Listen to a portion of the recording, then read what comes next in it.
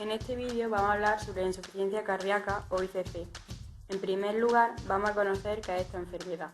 La insuficiencia cardíaca es una enfermedad progresiva y se define como la incapacidad de los ventrículos para garantizar un flujo sanguíneo suficiente para las necesidades de los diferentes órganos. Esta enfermedad no solo implica anomalías en la estructura sanguínea, como arterias, venas, vénulas, arteriolas, etc., sino además la interrelación de complejos sistemas neurohormonales, principalmente el sistema nervioso simpático. Las manifestaciones clínicas de la ICC ocurren cuando se sobrepasan los mecanismos compensadores, que permiten improvisar un gasto cardíaco suficiente para el organismo, y cuando estos se ven afectados, la enfermedad se agrava.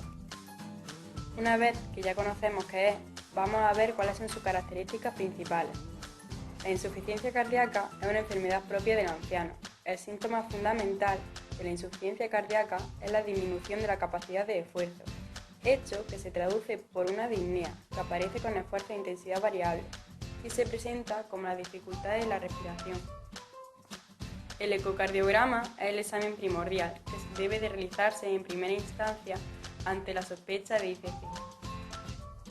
A continuación, como ya sabemos de qué manera afecta esta enfermedad al cuerpo, vamos a ver la diferencia que habría entre un corazón sano y otro que padece ICC.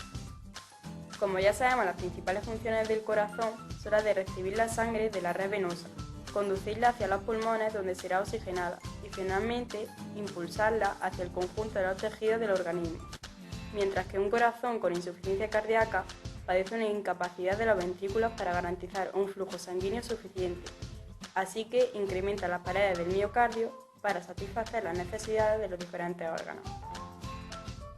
Ya conocemos cómo influye a nuestro organismo la enfermedad. Ahora vamos a conocer qué etapas tiene. Son dos. Comienza con una agresión inicial que provoca la pérdida de una cantidad significativa de células miocárdicas.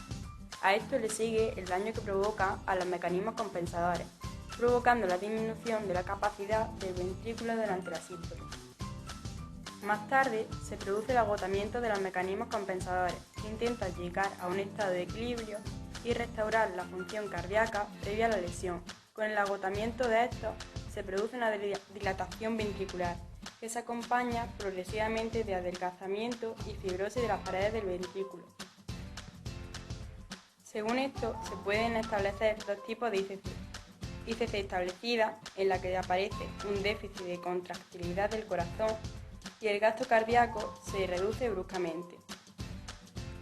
O la ICC diastólica, en la que se produce un trastorno en el llenado del ventrículo izquierdo, y no a la disminución de la capacidad del ventrículo para eyectar la sangre que contiene.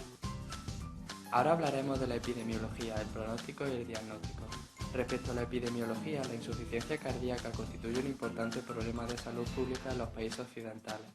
Es la primera causa de hospitalización en pacientes mayores de 65 años, debido a que el número de reingresos en hospitales es muy elevado, sobre todo en personas de edad avanzada. La ICC conlleva normalmente a múltiples dolencias cardíacas.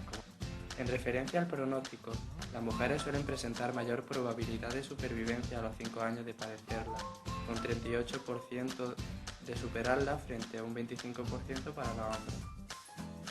Acerca del diagnóstico. Para la confirmación del diagnóstico cabe destacar dos fases, la clínica y la paraclínica. En la clínica, los principales signos para establecer el diagnóstico serían, como ya dijimos, la disnea, la tos, que resulta engañosa y a la que hay que estudiar si viene con el esfuerzo o posición de decúbito, la taquicardia y la paraclínica. Dentro de las técnicas paraclínicas cabe destacar la ecocardiografía, siendo un examen primordial si se tiene sospecha de ICC, la radiografía de tórax, la cardiomegalia y las anomalías pulmonares son elementos orientadores, pero no específicos.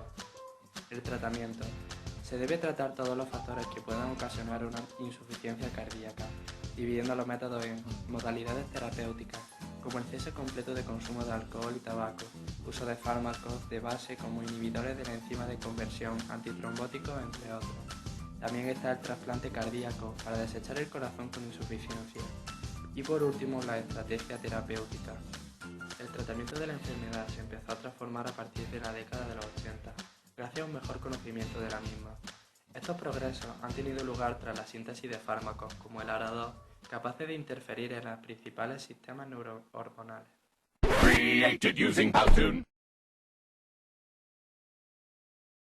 Esto es todo. Esperemos que os sirva de ayuda y hasta luego.